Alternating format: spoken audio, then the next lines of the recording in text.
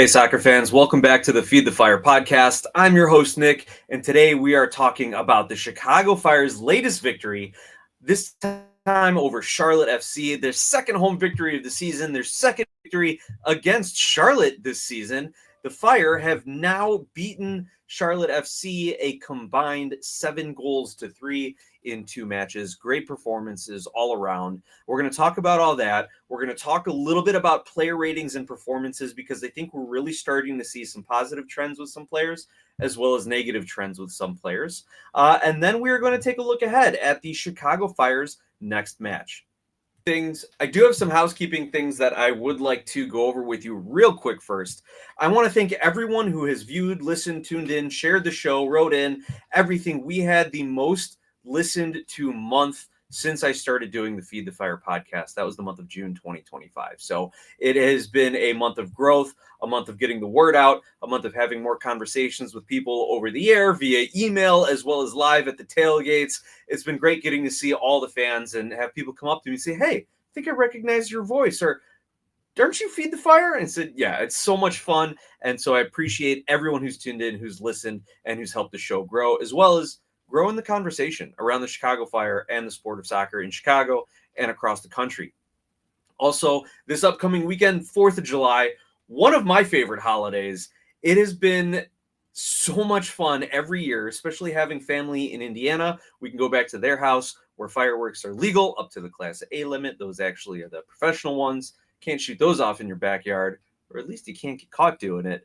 But I love the 4th of July holiday. It is obviously celebrating our independence, reminding ourselves of how great a nation we are, despite everything that's being said in the news and being said online, but just giving thanks for the country and the freedoms and the opportunities that we do have here. And on top of it, barbecues and fireworks. That is so much fun. My cousin owns a fireworks store, Johnny Rockets, out in Highland, Indiana. Go over there, get some fireworks. It's where I always go to every single year, and I walk out with nothing less than a shopping cart full of mortars and cakes and a couple 500-gram cakes to end the show. So go over there, talk to John, talk to Anna, talk to Hadrian, talk to all their employees over there. They'll take care of you.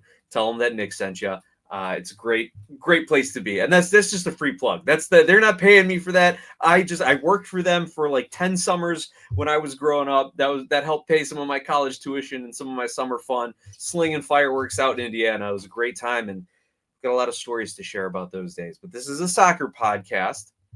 And speaking of soccer, I had the great pleasure of watching the Chicago Fire in their latest victory 3-2 over Charlotte. It was really fun to host one of my best friends, Justin, and his 2 sons, Wyatt and Sebastian, at their first Chicago Fire game. The boys are both soccer players, rec league players, starting to get pretty good from what I saw playing in the parking lot in some of the games. And it was so much fun having them at the game with us up in the 200 section, cheering on, screaming. And my friend even texted me the next night and said the boys are still talking about it. We finished dinner and they're still at the table talking about how much fun they had at the game. So, kudos to the crowd, kudos to the supporter section. They absolutely love the flags and the band and the music, as well as all the games out on the concourse. And this is a little something here I got to brag a little bit about, because they had the target game where there's the 5 holes that you got to shoot the soccer ball through, and then there's the speed gun game. And of course, my son just wants to run and go play soccer volleyball all the time. That's all he wants to do. But I stopped to play the speed gun and the other games along the way. Thankfully, that's the season ticket member perk. You get in a half hour earlier than the other regular gates. You can kind of get to these games a little bit earlier, which is nice. And my son comes running back going, Bob, we got to get our soccer volleyball net. Why are you playing this game? Just in time to see me put it right through the MLS All-Star target hole. And I just looked at him and had to say, I'm doing this to prove to you that I still got it. And like the workers there were just laughing hysterically. My son is just like, oh, come on, Dad. What are you talking about? Also, speaking of the speed gun, according to Google's AI, which is quoting the website Quora, the average speed of a shot in Major League Soccer is not explicitly documented, but professional soccer players can kick a ball at speeds around 70 miles per hour. And some of the strongest shots can reach speeds around 100 miles an hour. Well, 40-year-old me said, time to step up to the speed gun and see what I still got left in my legs. And I got it up to 50. I was able to hit 50 miles an hour on the speed gun. I felt pretty proud. I did have to maybe limp a little bit away from it, a little tightness in the shooting calf there. But yeah, was able to get to 50 miles an hour. I thought felt pretty good about that. So if you guys are at one of the games, the fire matches, trying out some of these speed gun games, let me know where you're at. What's left in the tank for you all? I think it'd be fun to kind of compare old man notes here for a little bit.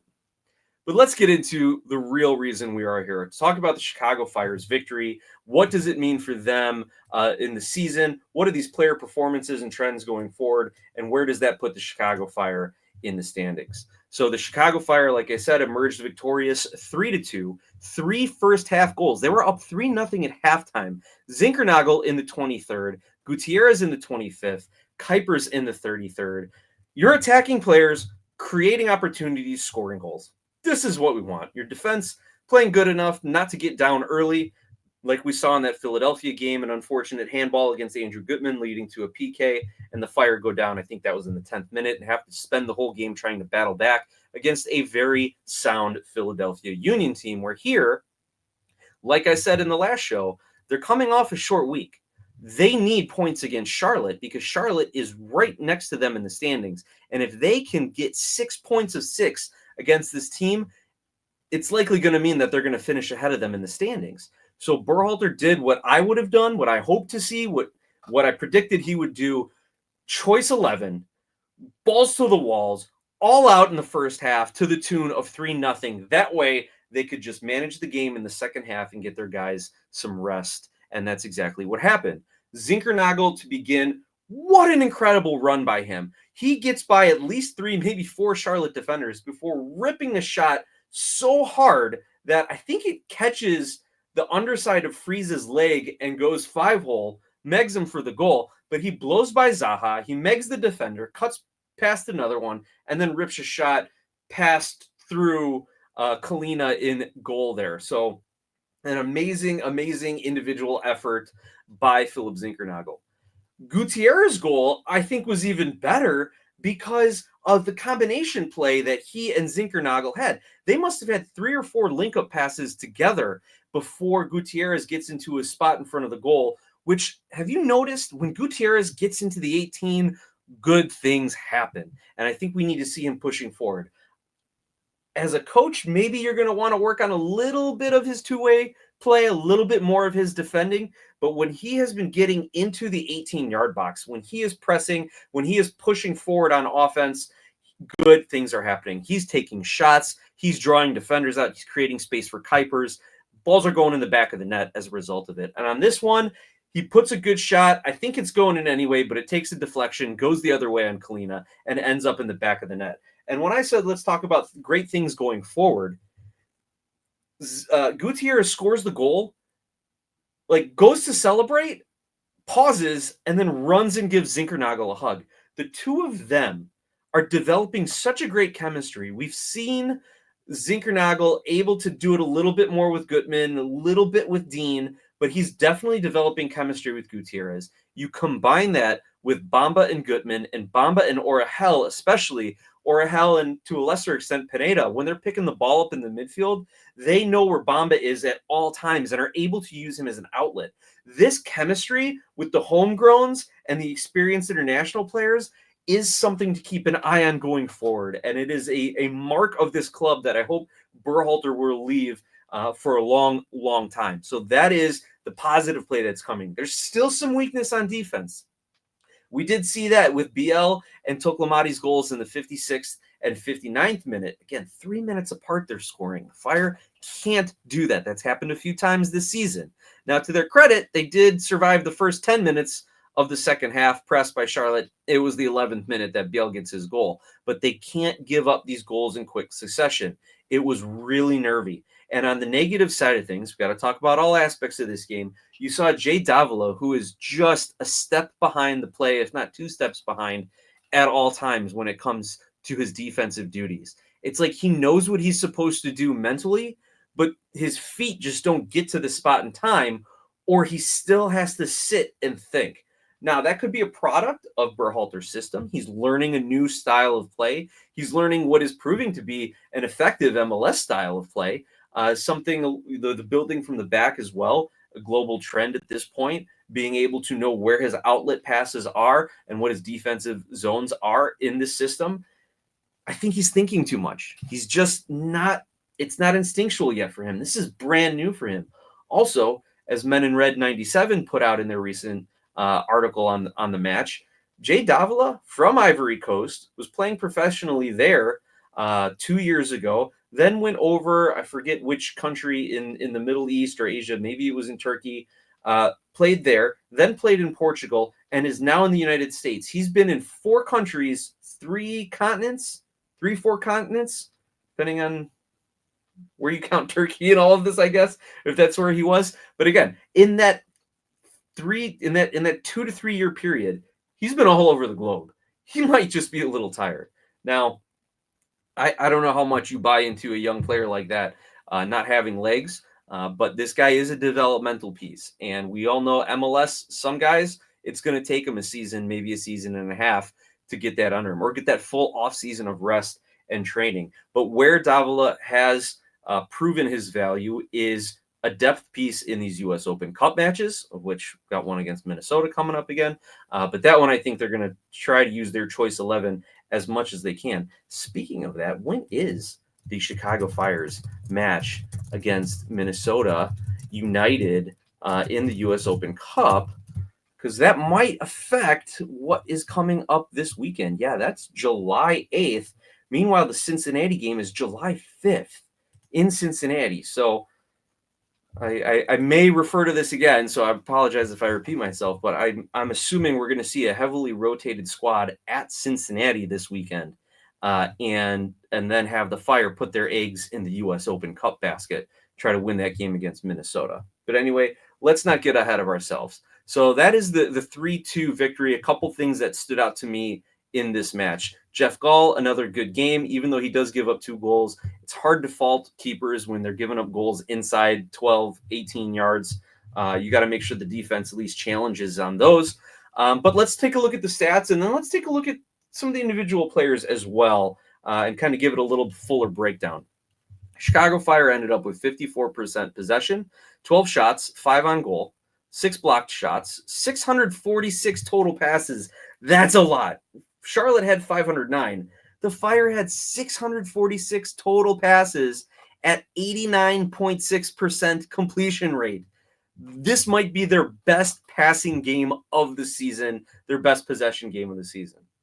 Only 3 corners, didn't finish the Frank this time, 5 crosses, so they were playing a lot of 1-2 ball in the middle of the field, not bringing it up the wings this time.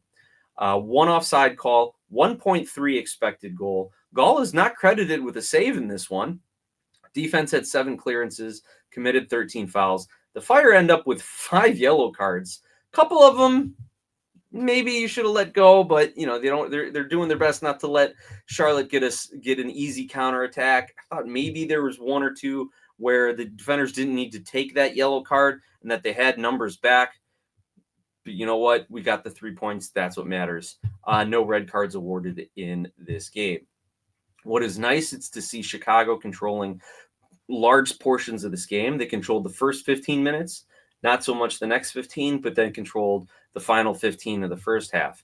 Charlotte controlled by heavy margin the first 5 minutes of the first half, but then it was the Fire controlling the next 15 minutes, and then a bit of a back and forth game, and then the Fire were able to see it out. So if you look at those possession stats, you see the Chicago, the 5-minute interval possession breakdowns, you see the Fire establishing dominance during the game, maintaining possession, not allowing Charlotte's attackers, and they were without Patrick Ajimang, who is on USMNT duty, not allowing Charlotte's attackers to really dictate the flow of the game, control the game, establish themselves, and build a rhythm. In fact, Charlotte only had 0.9 expected goals on 2 shots on target and 8 total shots.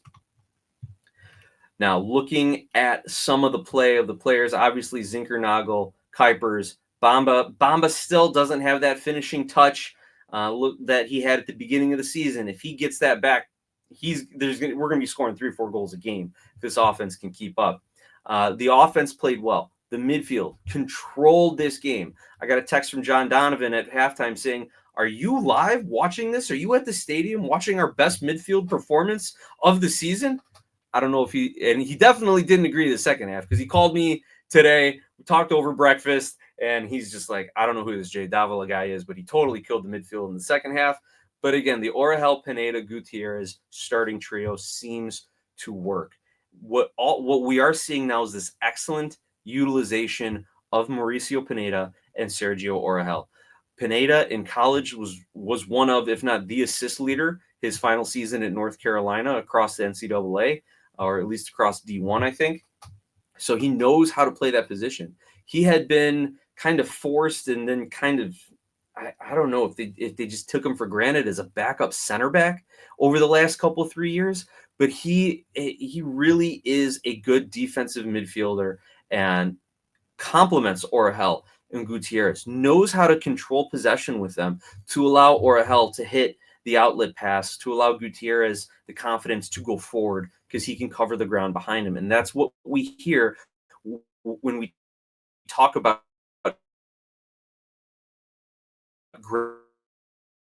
great midfield combinations, duos, trios from across the league. Got a guy who can hang back and cover one if they're recycling the ball around. Now we had Goodman, didn't have his best performance today. Elliot Rogers did enough. Jeff Gall, again, not credited with any saves, but did enough. But really, I think the winner, as far as people's public perception, it's Jonathan Dean.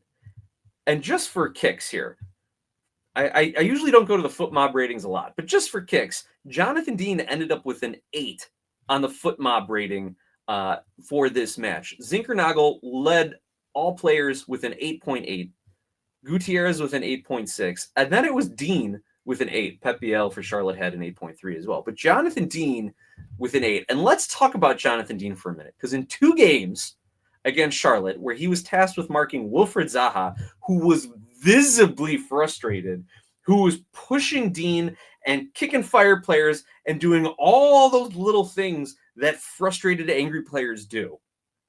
Wilfred Zaha, who a few years ago was playing in the Premier League while Jonathan Dean was playing in the USL, this is what Zaha's stat line was the first match when they were in Charlotte, and the Chicago Fire beat them 4-1 in Charlotte.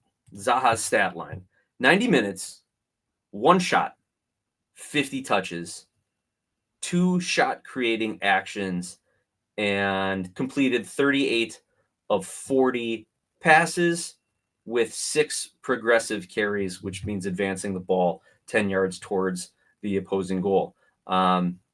2 of 8 for successful take-ons, trying to dribble around the defender, taking on the defender. 2 of 8 for take-ons. In this most recent match, 1 of 5 take-ons. So he's succeeding in getting around his defender, mostly Jonathan Dean, 20 to 25% of the time against the Fire. In this game, 1 assist, 1 shot, 1 yellow card, 52 touches, completed 36 of 41 passes, 2 shot creating actions, 1 goal creating action, 41 carries, only 3 progressive carries though. So Wilfred Zaha is having insignificant games against the Chicago Fire when matched up against Jonathan Dean. And holy cow, what a fan favorite he's become. What a cult hero Jonathan Dean's become.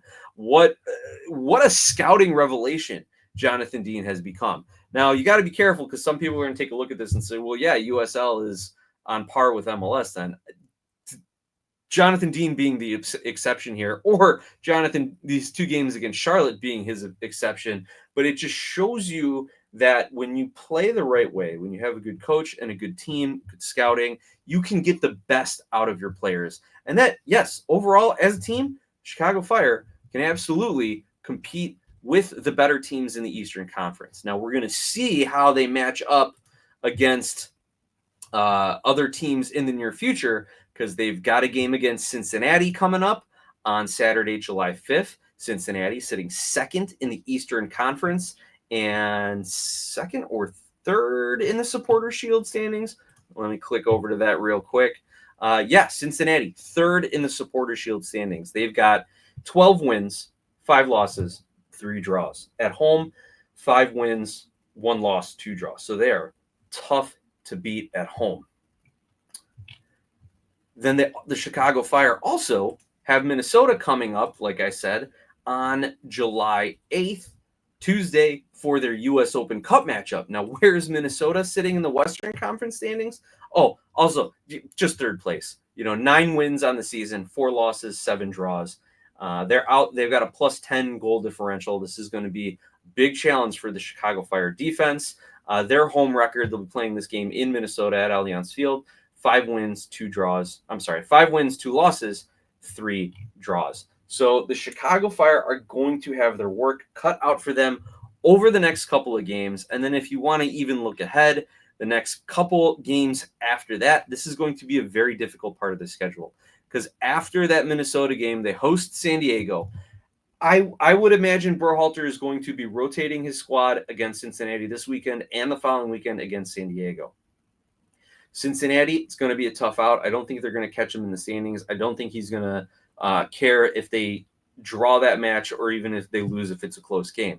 Similarly, against San Diego, I've said it about other Western Conference teams coming to Chicago, not going all out to take 3 points from an Eastern Conference team if they can take a point on the road and save some of their legs for Western Conference opponents. I also think in this match, Chicago is going to employ a little bit of that philosophy. Now, obviously, when you're rebuilding a team culture like Greg Berhalter is, you want to build a winning culture. You want to go out, put your players in the best opportunity to win each and every game. But it is also part of this manager to think big picture here. We're at that critical point in the season where the Fire win 3 U.S. Open Cup games, they get a trophy. The Fire win their next 3 MLS games, they're still sitting in like 6th or 7th place. So playoffs are the goal. But if you can win that U.S. Open Cup trophy, maybe you're okay finishing 10th. Maybe you're okay finishing 9th. I'll leave that to your opinion, fan. That's a very subjective approach there. But if the Fire are going to rotate against Cincinnati and San Diego and then go ahead and focus on that Minnesota game, then they can go down to a struggling Atlanta team. They can go up to a struggling Montreal team and maybe recover some points on the road there where they have been traditionally performing well this season. Again, good road team. So the next stretch of games is going to be interesting to see who's starting and how many minutes these players are getting, and we will see how the Fire manage all of that. Well, that's everything I wanted to get out now. I'm going to go start my holiday weekend a little bit early. I hope you all get a chance to start your holiday weekends a little bit early. Have a happy, safe Independence Day holiday. Have a wonderful 4th of July. Go get some fireworks at Johnny Rockets. Oh my gosh, what am I doing? I totally forgot. John Donovan has his segment. I'm getting way ahead of myself here. I was already sipping a beer and lighting some firecrackers. Listen to me here. Let's get John Donovan's takes on all things Chicago Fire this week. And as a reminder, John Donovan's segment is brought to you by Skira Icelandic Spring Water. Skira is Icelandic for clear, and the water comes from a government-protected nature preserve in Iceland. Clearly, pun intended, this is some of the best water that you can get, and Skira is available at your local 7-Eleven. Stock up on a couple bottles. Make sure you are good to go and stay hydrated all summer and all holiday weekend. And now let's hear it from John Donovan. Nick, John Donovan here. What a game the other night, Nick. I just love games like we had Charlotte against the Chicago Fire. It was the Fire came out for the first time in a long time. They came out to play. I was very impressed with their midfield. Nick, their forward line is just really good. Kuipers, Zinkernagel, and Bombia are really, really clicking together. I love watching them play. Zinkernagel had a wonderful game. The goal he scored was passion at its best. I just really like our forward line. It's just playing so well. And our midfield, when you think of it, 3 Chicago guys, Pineda, Oriel, and Gutierrez, they all had good games. That first half, they were clicking. The difference between that game and that Philly game was the Fire were first on the ball at this game. They weren't waiting back. as soon as they lost the ball, they were attacking to get it back. They didn't just back up into their defensive assignments like they were doing in the Philly game. So our coach is really coaching up this team. When you think of the young guys, again, well, Pineda's had some time. Gutierrez is getting some time, but Oriel, I would be tempted to move him in the middle. I really would. He just seems to be so available. I mean, available for that outlet pass that is so necessary for a center midfielder. Pineda has played that position through college. I think he played at North Carolina. He led the NCAA in assists, so he's got that ability, but he doesn't seem to be making that pass, that through pass that Oriel seems to assume. The game, had some outstanding players on the team. You got to say Dean is playing himself into a permanent spot. He really, he lost the ball once on a fairly confusing spot high up on the field. But boy, the guy came back and got the ball back. And he seems to be confident. He's playing with a lot of confidence. I like his skill level. It seems to be improving.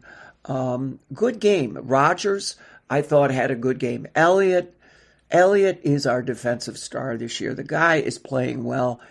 And Gutman, come on, guys. Gutman and Bombia are clicking together. It almost looks like they've played together for years. And Gall, I liked our goalie. I think he had a really good game. The goals that were scored on him were defensive areas on the field, not his fault. To go back to the game, I think Berhalter he obviously made some substitutions in that second half, and I don't think they were helpful. Deval, I think his name is, the guy that got a red card the last time he was playing. Well, this time, I was watching him. I always watch the center midfielder, and he just seems to be a lazy player. Down in the box, that second goal was his goal. He didn't stay with the guy. In that area, you got to be on your game. You might have a lot of skill, you might be fast, but if you're not mentally with the game, it's you're not part of this team. I hope that with this signing period coming up, I'd love to see them look for a little step up for that center midfielder position. Two positions that I think we need is center mid. We need a backup for Pineda, and we need another fullback back there to play with Elliott. I read in the paper today where Tehran looks like he's ready to sign some sort of $3 million or 3 million euros sale to a team, I think, in the French league. I'm not sure of that. But it looks like his days are done with the Fire. And, he's got tremendous talent. He's hard to control on the field. I hope he does well in Europe. He wasn't a flop here, but he, due to his injuries and a lot of things, he did not star. But he's got the ability. This guy's loaded with speed, bulk, ferocious player. I hope he does well in Europe, and I hope his body stays together with him, because that will stop all athletes. The player of the game for the Fire, you got to just put Kuipers in there. This guy, honest Lord, what a signing. He is, I've said this before, he is what a striker is. This guy is looking for a goal from left, right, head. It does not matter. He seems to be able to get himself in position to take a shot. The goal he scored yesterday was, a giveaway. It really was. The guy was passing back to the goalie, and Lord Almighty, Kuipers came on him faster than he thought, and they scored. So a win. It looks like if the season closed today, we would make the playoffs. We're, I think, in 8th or 9th place. But we're tight with some other teams, like every other team, any injury. We just desperately got to keep that forward line together. During this cup coming up, I don't know. I would rather win the MLS than this cup. I would be very, very frugal with my stars. I don't want to see them hurt against the Mexican squad. I just don't want to see that happen. So, good game. Great. I love the way Berhalter is coaching this team. He's using local talent. If you're on the bench, you should be ready to play. and he's using it. It's more astute for soccer lovers like me or like you, Nick. It's Michelangelo. He's developing the picture. So take care, guys. John, thank you so much for all your insight, for your commentary, and I'm glad you brought up Carlos Terán. I completely forgot to talk about this news. I was so excited for the holiday, for the win. Carlos Terán is reportedly close to signing a deal with Lens in the French league, LENS. Let's see, what does it say? Carlos Terán, a Colombian central defender currently playing in MLS, is in talks to join Lens. LENS. Let me look it up. Make sure that I'm getting the correct league and division here. RC Lens in League One. That's right. Let me pull up the table so we can give you a little bit more. RC Lens, Racing Club de Lens. Wow, I am having a hard time figuring out this particular table because they're in the off season. I didn't recognize half the teams that were up there. Yes, Lens playing in France's League One or Ligue 1, depending on your preference. Last season, they finished 8th, and after 34 games, they let in 39 goals with a +3 goal differential. So they're definitely looking to improve a little bit on the defensive side with their interest in Carlos Terán. The website transferfeed.com is saying that sources indicate an agreement with the Fire is nearing completion, with the transfer fee expected to be around 3 million euros. They're looking to strengthen their defense following the departure of Juma Ba and potential exit of Facundo Medina, and have renewed their contract with Lens. There was also talk of Terán being contacted by Newell's Old Boys and being signed in South America, that they were trying to work out a contract while Lens is trying to work out a transfer fee. But from what I've been seeing, it looks like the deal to Lens is going to get completed, and that's going to be his move. Plus, Terán always wanted to go play in Europe. The guy has all the physical gifts for the game at the highest level. Injuries plagued him. Temper has plagued him. I think he needs a very good coach. I've said it on this show in the past. When CJ Brown and Rafa Chihos were next to Carlos Terán, he was playing at his best. When Brown left, when Chihos was out, and Terán was expected to kind of be the man, kind of be the man on the defense, he fell apart. He was mentally not ready for it, got himself a lot of unnecessary yellow cards and fouls as a result of it. Just as a reminder, Carlos Terán signed a new contract with the Fire back in 2023. So his current contract runs through 2026 with a club option for 2027. So that's good contractual control by Lens. And according to MLSPA, the Major League Soccer Players Association, his base salary this year is only $579,000.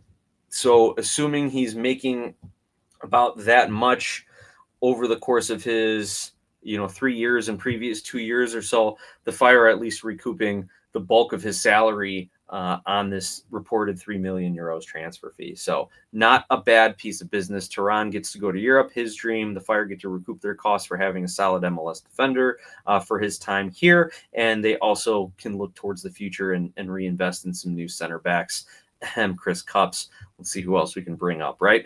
Okay, so now I'm going to do my sign off and my closing. John, my apologies for almost forgetting your segment there. But yeah, absolutely great to see what the Fire did against Charlotte. Let's repeat it, at least against Minnesota and advance in the U.S. Open Cup, though I think John would rather be making the playoffs and making a run there than the U.S. Open Cup. But again, hey, that depends on your fandom and what you hold dear and what you want to prioritize. So that's totally fine. But again, thank you all for everyone who watches, listens, tunes in, rate, review, like, subscribe, share the show. Let's continue to grow Feed the Fire. This is, like I said, June was the best month for the number of listens in the 2.5 years I've been doing the show. So you guys, I all credit to you, the listeners and the fans who talk about it, who spread it. And it's always great to keep meeting new people who say, hey, I listen to your podcast. I really like it. Keep it up.